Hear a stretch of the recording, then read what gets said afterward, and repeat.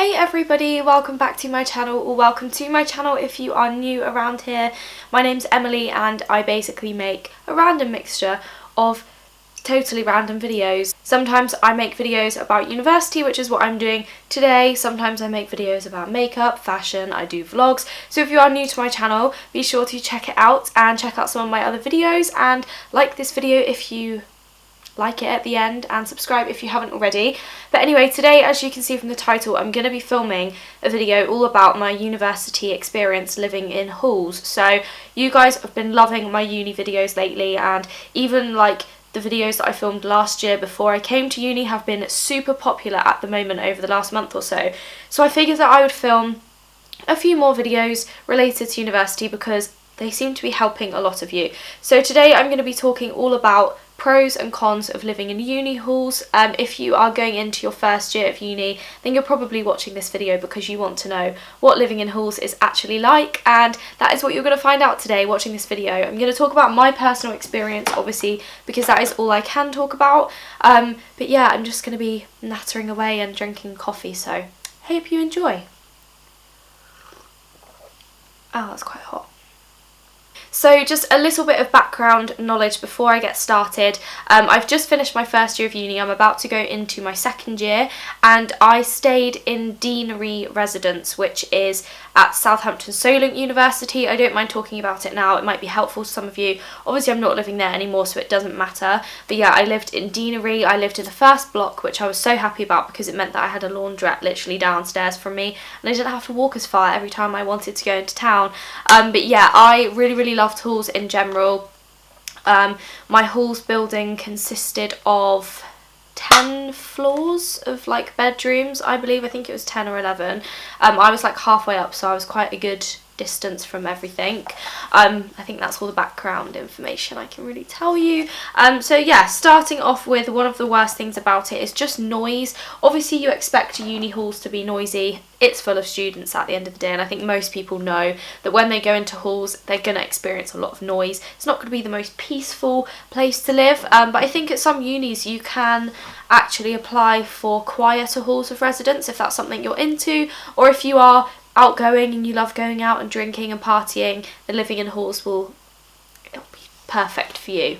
I didn't actually mind the noise too much. I didn't actually hear too many parties or didn't experience as much noise as I expected, but I know a lot of people do have very noisy halls, and I thought I would just mention it in this video because it's one of the most obvious things that you're going to have to deal with.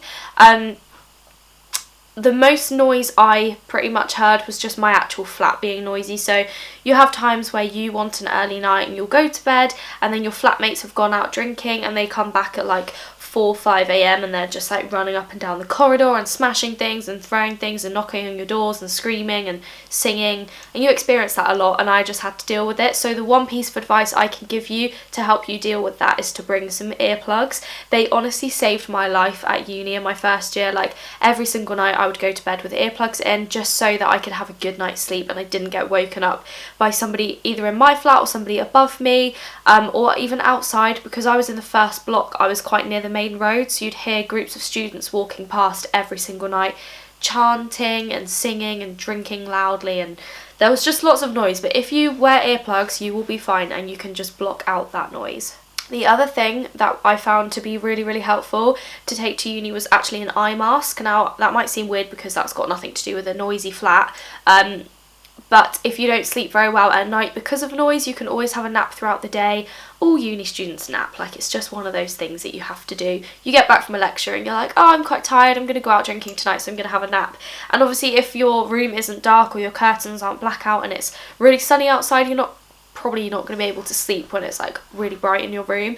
So another thing to take is an eye mask. So I would literally have a nap halfway through the day and I put my eye mask on and my earplugs in, and you just go into like this whole different world and you just don't even feel like you're in halls anymore, and it's great and you get a really good sleep. So they are my two pieces of advice to deal with noise. Obviously people are going to be noisy at uni, and most of the time it's just because they're having fun, so you can't really get too mad about it, because it's probably very likely that at one point throughout uni you're going to be the one making the noise.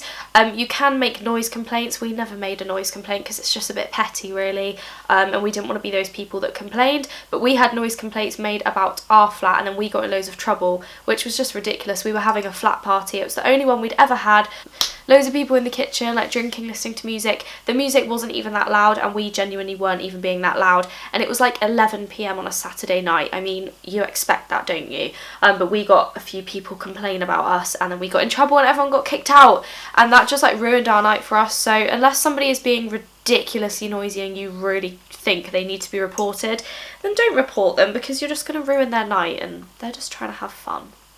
And also just be prepared, if you are watching this because you're moving into uni, you will hear every noise under the sun whilst you live at uni. You hear people going to the toilet, you hear people having sex, you hear everything. So just be mentally prepared for that, because it is kind of weird, but then you get used to it, which is also a weird thought.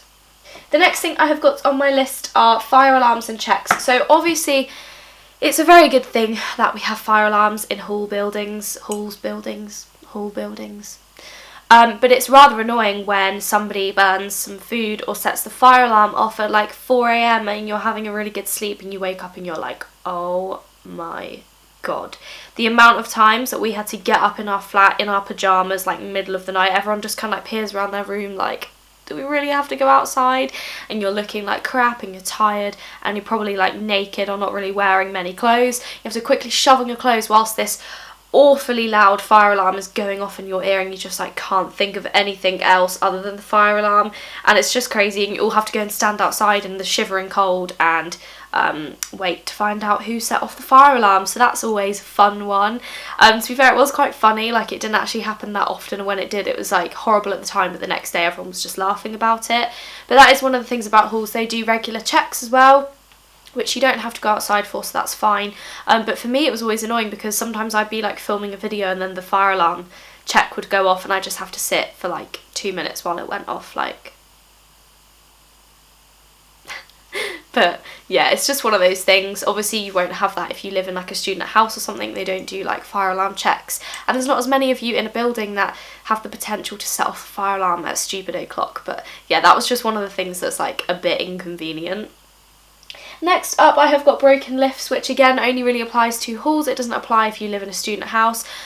So basically we had a lift that took us from the bottom floor to the top floor, as lifts do. Oh my God, I'm actually going a bit crazy. Yeah, so the lift in our block used to break at least once a week, and it would always typically be when you get back from Tesco or Asda with your food shop, and you've got like 5 carrier bags and you're sweating because you've walked so fast with these carrier bags, and then the lift's broken and you have to take the stairs. Honestly, the amount of times that happened to me is actually unreal. Like, I think I just had really bad luck, but it is quite annoying when the lift breaks, because you have to walk up the stairs, and it's fine if you're on like 1st or 2nd or 3rd floor, but I was on the 5th floor and that is a lot of flights of stairs, and I feel so bad for the people that were on like the 10th floor. Like, that is not fun at all. But yeah, it did happen a lot. There was a lot of like maintenance issues with the building, but obviously that's not for everybody's halls. That was literally just the halls that I stayed in. So if you're going to Deanery in Southampton, I hope they fixed the building this year, because so many things went wrong with it. I won't talk about it for too long because it's not relevant to many people, but we had the lifts breaking all the time. We had a massive flood where people's bedrooms were flooding, and literally flooding like this high. It was ridiculous. The ceiling in the reception got so flooded that it collapsed on the floor. All of the washing machines used to break and like ruin your washing. Like, there was just a lot of things that went wrong with it, but hopefully your uni halls will be much better. Next up I have got the kitchen. So just a few things about the kitchen that are annoying, and this will apply to everybody living in university halls. If I sound funny, I don't know why, but I feel like I've got a cold since I started filming this video. My nose has gone funny. What was I saying? Yeah, kitchen.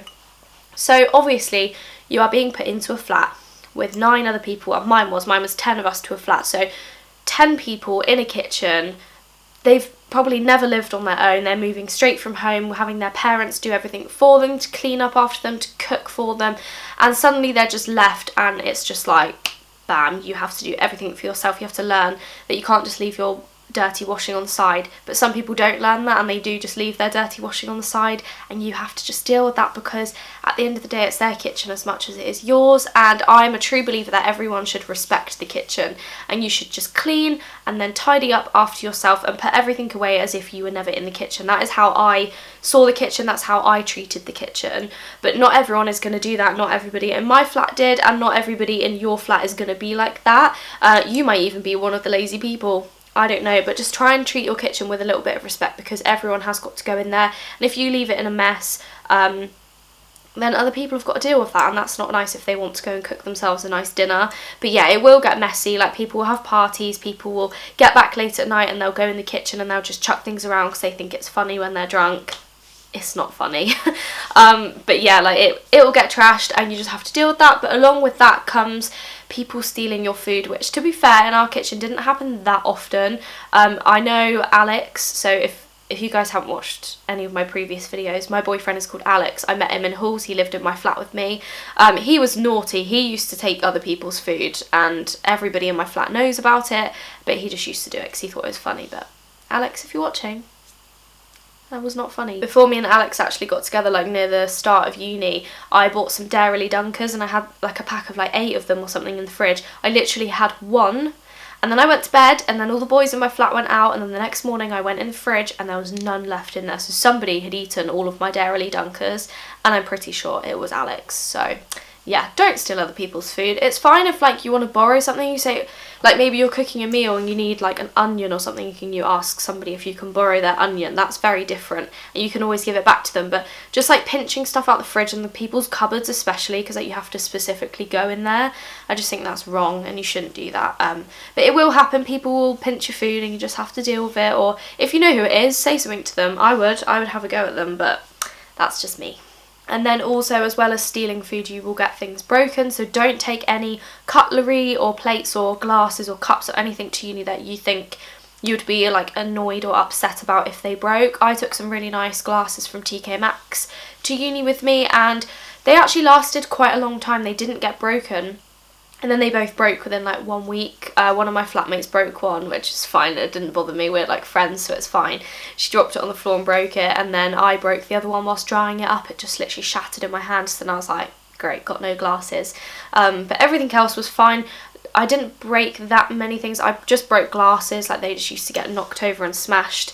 And then also cutlery will get stolen and go missing. I went to uni with like 5 spoons, 5 forks, 5 knives. I came back with like 2 of each. It was ridiculous. I don't know where they went. Me and my flatmates, like, we all had the same problems. All of our things would go missing, and like we didn't want to blame it on the cleaners, but we feel like it must have been the cleaners, because if somebody in the flat had stolen it, it would still be in the flat. And like, I did used to go and check people's cupboards to see if they had any of my stuff in it when it went missing, and none of them had it, so I really don't know where it went. But your cutlery and everything like that will go missing, so just don't be attached to any of it and just bring cheap stuff. That is my advice to you for that. But yeah, apart from that, you've just got to get used to living with people in a kitchen. It is weird, you just get used to people's weird habits and annoying habits. But yeah, just have to deal with it. What have we got next? Busy meal times. So, as you can imagine, 10 students all wanting to cook their dinner at the same time in a tiny little kitchen just doesn't really work. So what I tried to do is have my meals at slightly different times to other people. I used to have my dinner really early. I used to eat dinner as soon as I got back from uni at like 5 o'clock, because the kitchen wasn't too busy then, but between the hours of like 5:30 and like 7:30, the kitchen was just so busy with everyone trying to cook dinner at the same time, and it gets so hot and stuffy in there, and it's just like crazy, and you just get annoyed with people when you shouldn't, because like people are just in your way, but also you're in their way, so it just doesn't really work. So try and have your meal times like when other people aren't in the kitchen, because it just makes it easier.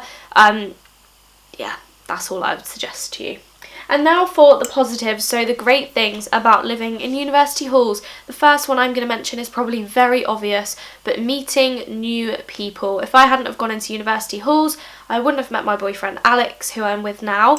We've been together for like just over 6 months now, I think, so it's crazy. But yeah, I know a lot of people meet their boyfriends and girlfriends in uni halls, or just at uni in general, but it's just such a good way to like meet people that you would never normally meet, and you just get to know them at such a different level to other people that you meet at uni because you literally live with them. So yeah, meeting new people is great. I loved my flat. I got on with everybody in my flat. Obviously you're going to have little arguments and things because when you're living that closely with somebody, it's almost like they're your family, and you have little bickers and arguments and stuff with your family. So that is what will happen in the flat. We only had like one kind of major fallout in our flat, which it wasn't good, but it happened and we're over it now, so it's fine. But yeah, people will like bicker and argue and stuff, but it's just such a great way to get to know people, and I just think it's fab and I love it. The only downside to my personal experience was that all of the boys in my flat, so basically half of the flat, already knew each other, and they all moved in together knowing each other, like they were already friends. So for me and like the girls and stuff, that wasn't great because it meant that they weren't as keen to like make new friends because they already had their group of friends, like they weren't as bothered. Whereas in a normal situation, you go to uni, you move into halls on your own, you don't know a single person, so you're so ready to like make friends and meet new people and just be like out there and talkative and outgoing and stuff all of the time because you're just pushing to make new friends, which is, it kind of did happen in my flat, but not as much as I reckon other flats did because they already had that safety barrier where they knew each other. But for you watching, it probably won't be like that, and you will just be in the same position as everyone else in your flat, and you're all just there to make friends and have a good time. So just try and do that as best as you can. Next up, one of the great things about living in halls is that you feel really, really secure. You have so much freedom because you can just do whatever you want, whenever you want, at any time of the day, which is fantastic. But at the same time, you also are safe and you're not just completely thrown in at the deep end. We had security guards at our halls 24/7, so there's always somebody there you could go and speak to if you had a problem, which just makes you feel that little bit more at ease.